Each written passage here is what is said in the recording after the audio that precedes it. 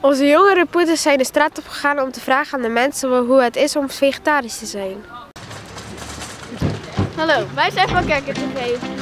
Wij doen het over vegetarisch eten. We vragen mensen op straat wat ze ervan vinden.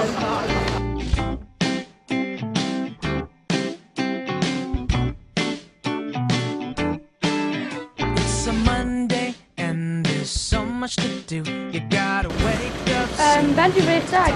Nee. Wat vindt u van de mensen die wel vegetarisch zijn? Nou, dat moet iedereen voor zichzelf weten. Alle respect daarvoor. Maar ik vind vlees lekker. Zijn jullie vegetariër? Half.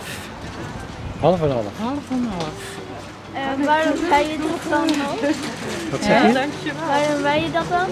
Waarom? Omdat wij veel vlees eten, niet zo gezond vinden, maar ook voor het dierenwelzijn. We eten misschien maar 1 keer in de week vlees. Bent u vegetariër? Ja, ik ben vegetarisch. Waarom ben je dat? Mijn ouders waren vroeger vegetarisch en ik heb nooit vlees gegeten. Eet u dan soms wel vlees of helemaal nooit? Helemaal nooit. Ik heb nog nooit vlees gegeten. Ook geen vestproducten? Ook geen vestproducten. Oké, dank u wel. Something nice. And I know there's missing with every chance I'm taking, but this and that is life. Bent u vegetariër? Deeltijd vegetariër. Waarom ben je dat? Ik vertrouw het vlees niet meer zo goed tegenwoordig. Eet u dan soms wel vlees of echt nooit meer? Kip en vis eet ik. En sinds het laatste nieuws eet ik geen ander vlees. Vroeger wel, maar nu niet meer. Oké, klaar. High at the low-hanging clouds. It's hard sometimes with your feet on the ground.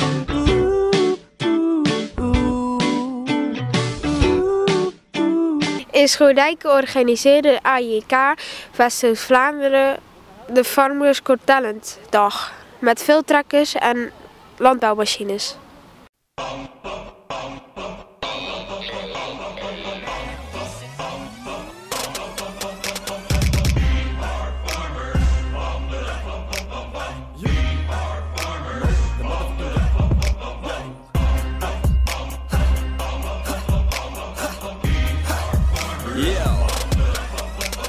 Yeah, I'm a motherfucking farmer. My German sausage, it will of armor. Whether Kenny Millennials, but I'm better than the Carter. Too crazy, but I'm not Jay Dahmer. Cause I don't kill kids, I just lynch and rob them. Yeah, I'm off my rockets, I'm a fan of vodka. Mocking Lil Wayne, well, let's knock a waka flocka. Blazing blunts with my marijuana doctor. But like Charlie Sheen, I can't be quarantined. My swag winning, like it's for me. I'm a horror scene, so of course I mean. Fuck poor hygiene, I'm Mormon clean. Just kidding, I'm a dirty ass farmer. Redneck, hillbilly, hick, not a gardener. When there's many differences, I'll give you one. Facade is like how I got a dirty dumb dick. But it's larger, cause our farmers.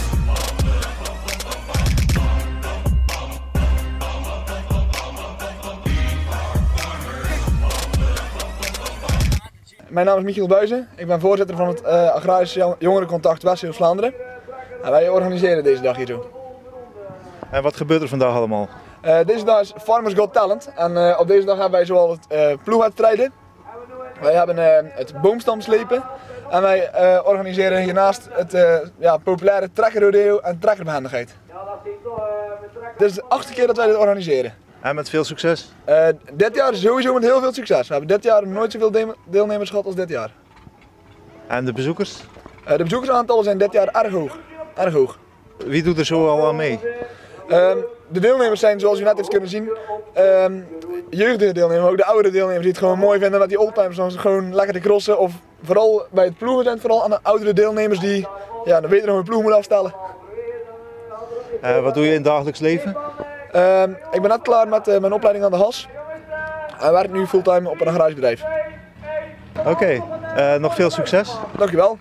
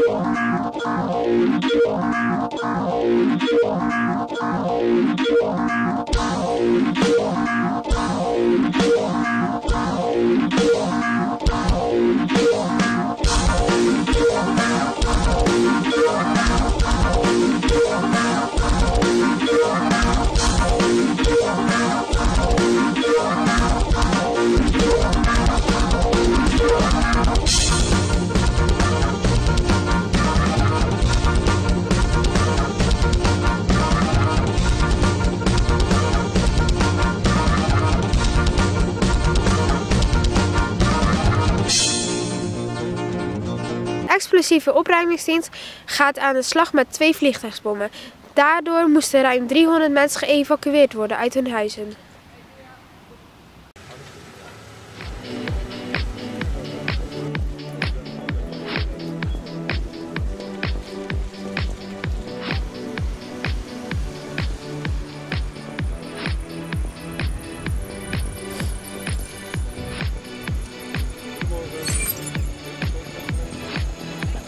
Wat vindt u van dat u het huis moet ontruimen? Ja, het is lastig, maar er is niks aan te doen. Hè. Het moet gebeuren, die bom die moet weg.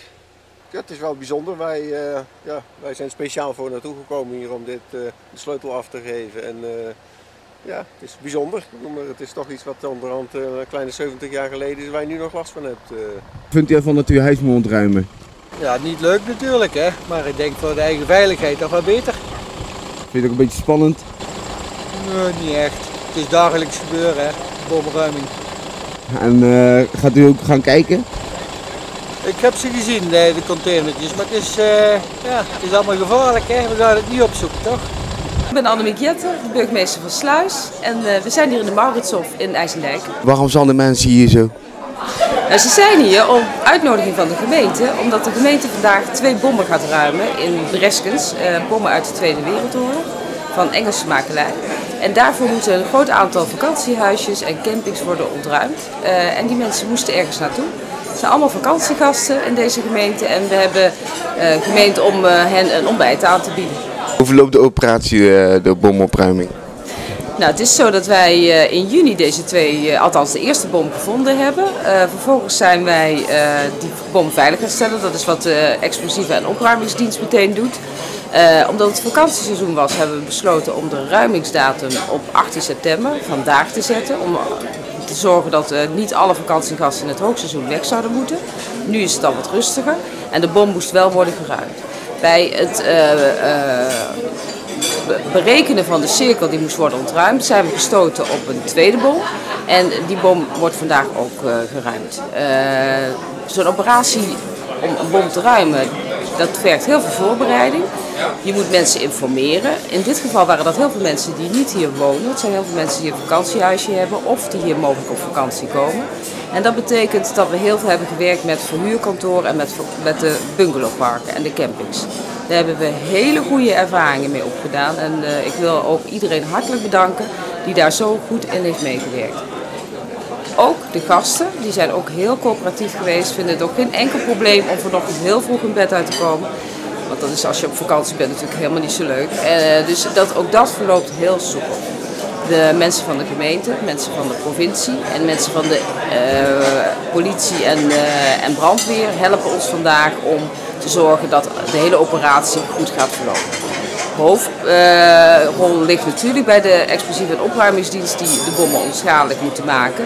Maar wij als gemeente hebben daarin alle vertrouwen dat dat gaat lukken.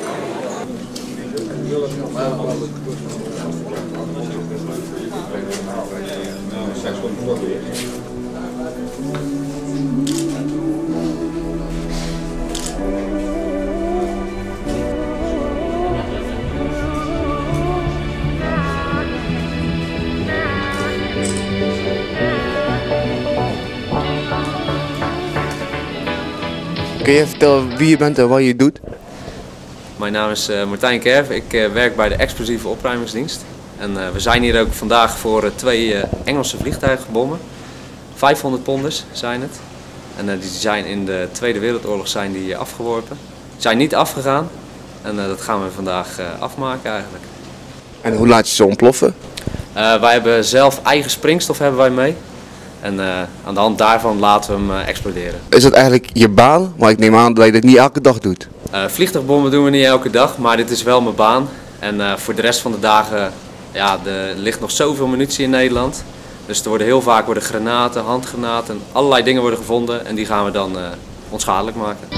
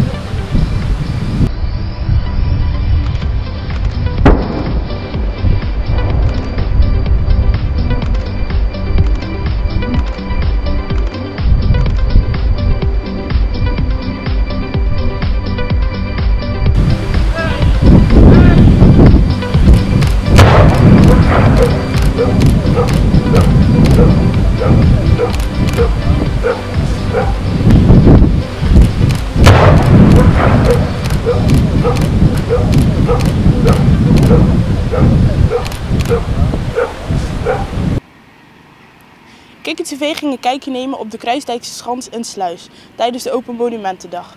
Dit was een historische jaarmarkt met veel soldaten, verkopers, muzikanten en kinderspelen uit die tijd. Het ruitertje.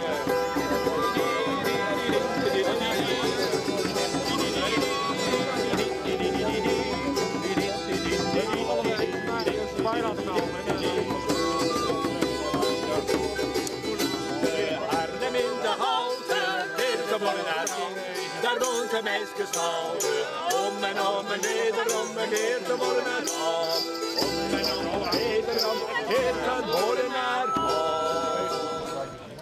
We zijn hier op Kruisdijk Schans om een klein stukje geschiedenis te laten zien van hoe het hier in ieder geval op de Schans was. Ten tijde van dat het verdedigbare huis hier stond. Dus rond 1640, dus echt de vroegste tijd van de Schans zelf. Ik ben onderdeel van de Borgerij, een burgermilitie uit Bergen op Zoom. En ja, musketier zoals dat ik al zei, dus schutter.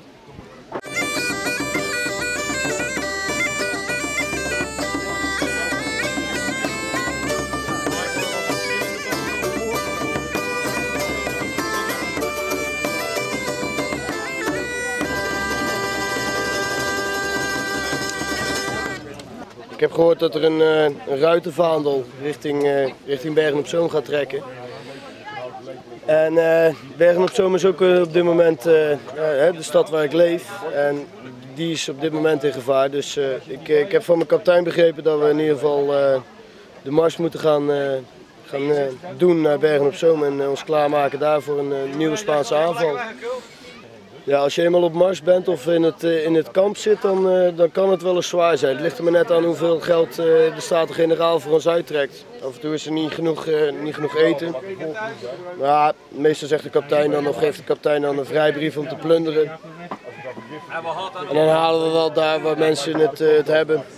Daar zijn die mensen over het algemeen niet zo heel blij mee, maar ja, ik moet toch ook eten. We krijgen redelijk te eten en we slapen in tenten, dus dat valt allemaal wel mee. Ja, als het geld op begint te raken en het eten begint op te raken, dan wordt het een ander verhaal. Als je minder eet, dan word je ziek. Als je buiten slaapt, word je ziek. Wat ik zeg, op het moment valt het wel mee, maar het is nu ondertussen alweer wat later in het jaar. Ik geloof dat het september is. Het is altijd een beetje afwachten wat de winter doet.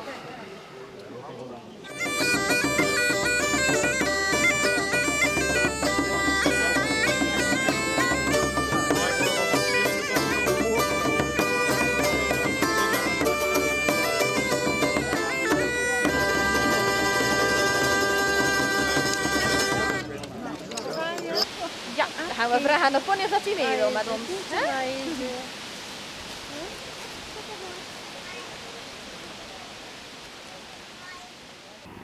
In Zuid-Zanden is er een bijzondere brief in de briefbus gevallen, bij Adrie thuis. Toen wij het van KikkerdTV hoorden, wilden we gelijk een kijkje nemen.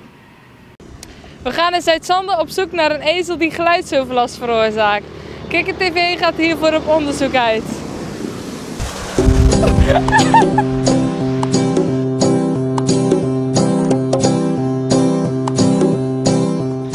Over gehad, over die nieuwe. Ja.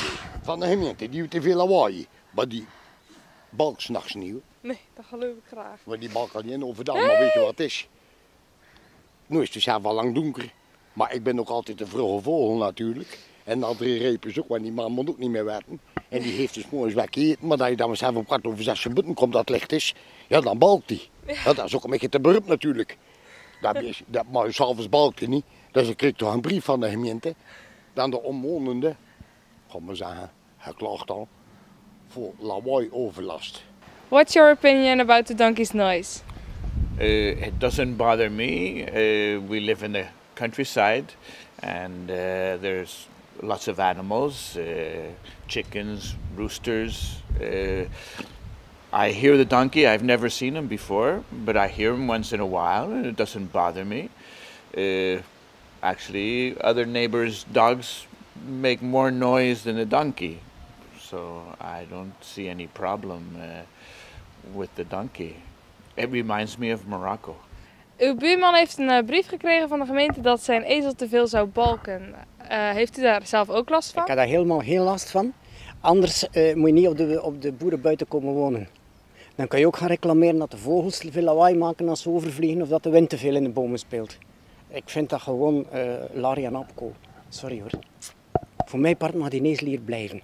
Hoort u de ezel vaak?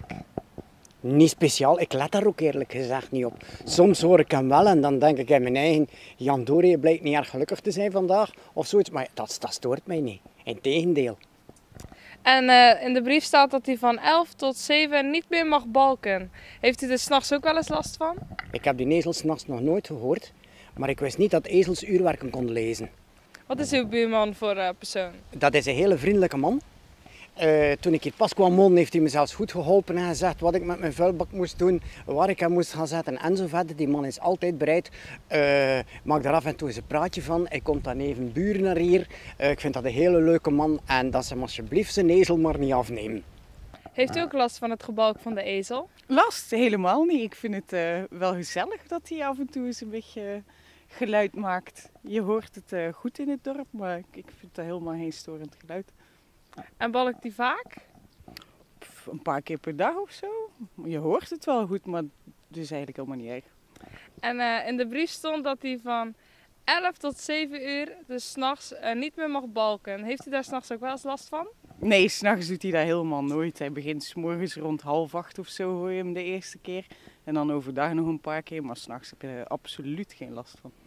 Ik vind het eigenlijk een beetje flauw, want ja, we wonen hier natuurlijk in een dorp op het platteland. Mijn hond die blaft ook wel een keer. Die paarden hiernaast die hinniken ook wel een keer of stampen wel een keer tegen de staldeur. Er vliegen hier ganzen over, die maken eigenlijk een veel erger lawaai. En ik vind dus dat je in zo'n dorp op het platteland woont, dat je ook de natuurgeluiden er maar bij moet nemen. Ja, oké, dankjewel.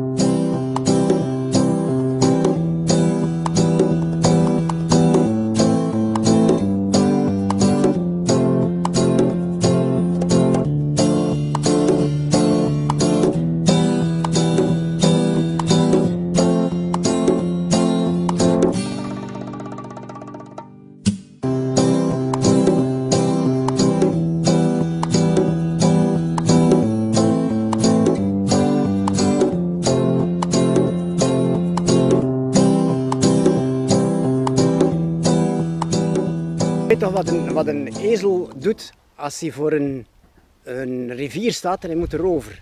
Hoe hij daar zal overstappen. Nee, geen idee. Ja, hij balkt genoeg, legt al die balkjes achter elkaar en loopt er dan over.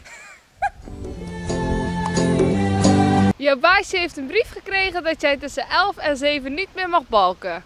Wat vind je daarvan? Aha, ja. Oké, en waarom balk je dan 's avonds?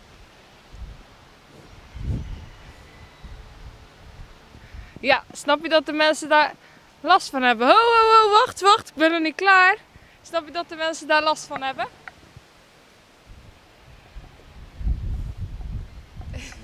Oké, dankjewel.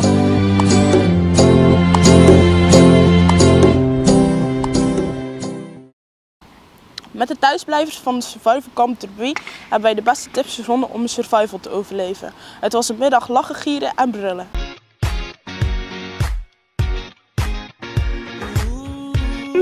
Tip 1. Neem voldoende kleren mee. Ja, tip 2. Ja, zorg dat je tent niet hebt. Tip 3. Zorg dat je goede schoenen hebt.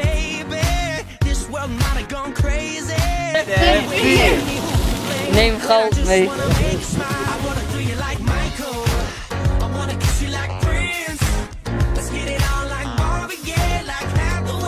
5. Neem een regenjas mee.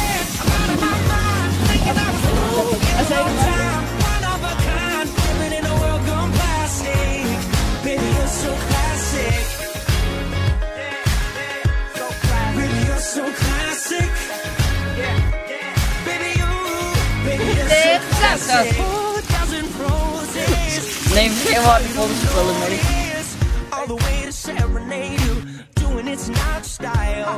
I'ma pick you up in a Cadillac like a gentleman, bring it glamour back, keep it real to real in the way I feel. I could walk you down the aisle. I wanna do you like Michael, I wanna kiss you like Prince.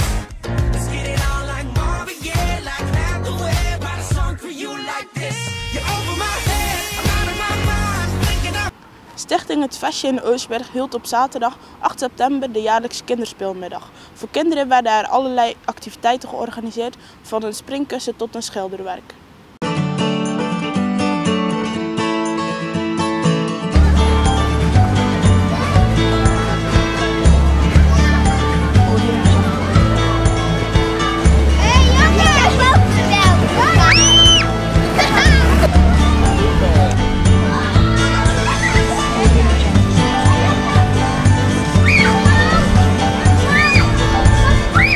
Jongens, hebben jullie nou zin vandaag bij het vestje? Ja. Wat vind je het leukste dingen hier zo? De ballenbak. De ballenbak. Waar je moet trekken. Sorry? Waar je moet trekken met van die dingen. Kan je dat een beetje goed? Ja. Ja. En wat vind jij het leukste? Met waar we niet in zitten. De ballenbak. En waarom? Omdat daar heel veel ballen in zitten en omdat je daar heel goed kan vechten. Jongens, hebben jullie nou zin vandaag bij Stichting Het Vestje? Ja. Ja? Welke trampoline vind je het leukste? Welke springkussen vind je het leukste? Die blauwe dan. Die blauwe waar daar moet je aan. Ja. Dan zit je aan de touw vast, dan moet je heel hard rennen, dan moet je iets erop plakken en dan dan is het spel. En dan ga je bijna uit. Wat vind je van de organisatie zelf? Ja, het zit heel goed in elkaar. Het zit strak in elkaar. Ze doen het in principe met z'n tweeën, met een hele hoop vrijwilligers erbij. En ik vind dat een hele goede organisatie. Ja, dat is hartstikke leuk voor de kinderen van Oostburg en rondom. Dan komen de kinderen tenminste buiten en ik vind dat een goed idee, want de kinderen zitten heel vaak binnen en achter de computer en alles. En buitenspelen vind ik een heel goed initiatief. En hoe is het allemaal begonnen, Stichting Het Vestje? Stichting Het Vestje, dat is eigenlijk ontstaan samen met een vriend om de kinderen van achter de computer weg te halen. Net zoals wij vroeger deden, buiten spelen. Tegenwoordig zitten die kinderen allemaal na schooltijd binnen, zitten op de computer. Wij dachten, we gaan maar dat oplossen. We gaan een keer op het vestje een springkussen neerzetten. Ze kunnen zaklopen, blikken gooien, etcetera, etcetera. Ja, op een gegeven moment zit je rond tafel, je plant een datum. Je gaat richting de autoriteiten waarop je toestemming van krijgt. Daar kregen we groen licht van. Ja, je zit te praten, wat is één springkussen? Op een gegeven moment worden dat er 2, dan worden er 3. Ja, daar zit een financieel plaatje aan, dus ja, we hebben geen centen. We zijn 2 gezinnen die aan het opzetten. En we zijn met een startbedrag van beide gezinnen begonnen. En de eerste keer was eigenlijk een groot succes, mooi weer, heel veel kinderen, vele positieve reacties. Dus ja, wat geld gewonnen, wat verdiend op heel die dag. We dachten, ja, je bent met centen bezig van de gemeenschap, dat kan niet, we worden een stichting. En we gaan kijken wat we in het verloop der jaren nog meer kunnen doen voor de buurt CQ Groot-Oostburg. En hoe verloopt het vandaag? Ja, het is het lustrum van het jaar, het is 5-jarig bestaan dat we het doen. Het is de eerste keer zitten we in regen. Het is de eerste keer. Nu is het droog, de mensen komen, de kinderen genieten en dat is voor ons het grootste. Aan de ouders willen komen, die kinderen genieten toch een beetje regen, dat is niet zo erg.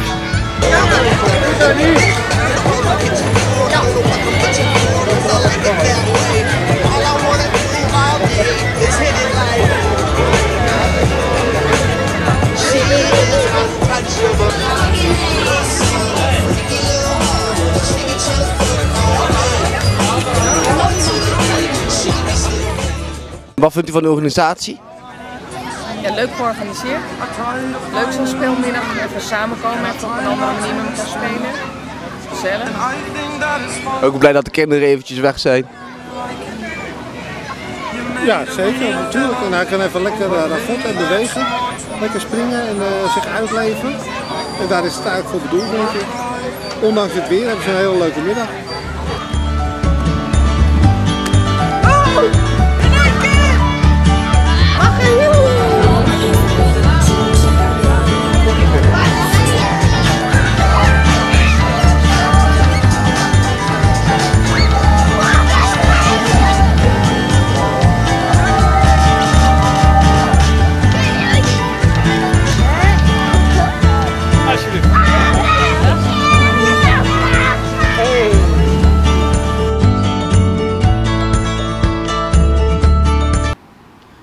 Deze sierrens gaat ermee stoppen en gaat naar Sint-Kruis verhuizen. Kikker TV ging hier op onderzoek uit.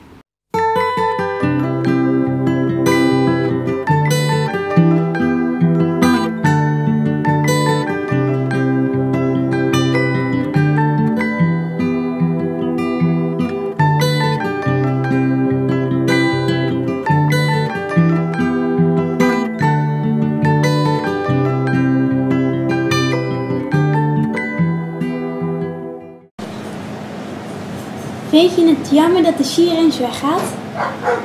Een beetje wel en een beetje niet. Okay. Waar gaan de paarden dan heen? Naar mij thuis. En daarom vind ik het niet jammer. En dan komen de paardjes bij mij thuis. En dan word ik 's morgens wakker met de paardjes aan mijn deur. Wat gaat er nu gebeuren met de sierrens? De sierrens dat worden waarschijnlijk kinderdagverblijf.